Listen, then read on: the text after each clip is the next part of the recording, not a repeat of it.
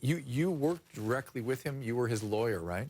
I was one of his lawyers, yeah. Yeah, you know, I think part of it is hard is that people are talking about him from the 80s, and he hated that. He hated that really era. hated.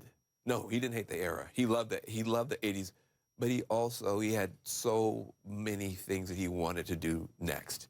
He had just gotten his catalog back.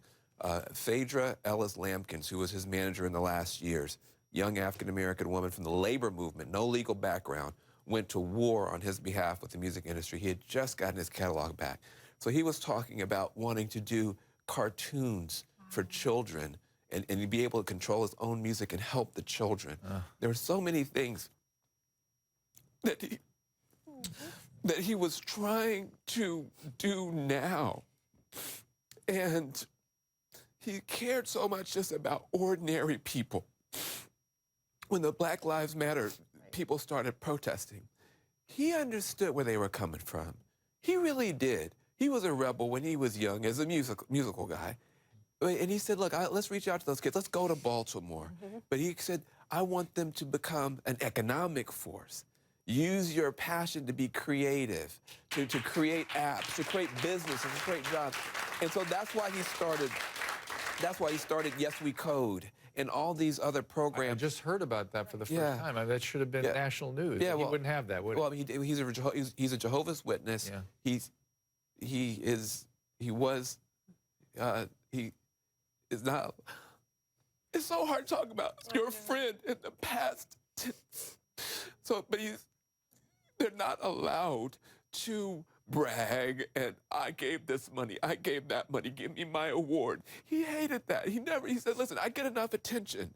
Lift up these people who are hurting. He would send money.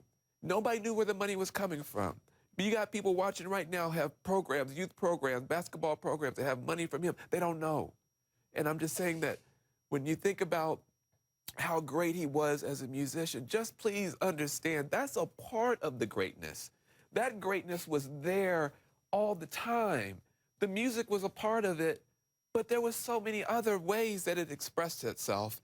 And I just don't want people to think about him as only when we were in high school. He kept living, and he kept creating, and he kept giving.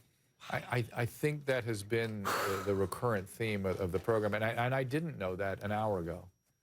And hey, listen, you got people with solar panels on their house in Oakland right now that don't know Prince paid for them. I know. You've got kids are getting help through Yes We Code, Green for All. These are programs. I was the face of those programs, but it was his heart. It was his money. Listen, people weren't returning my phone calls, but if I say I'm calling calls Prince wants me to, listen, I work for the president and I work for Prince. Prince get a phone call returned faster than President Obama. Trust me. Trust me. Trust me.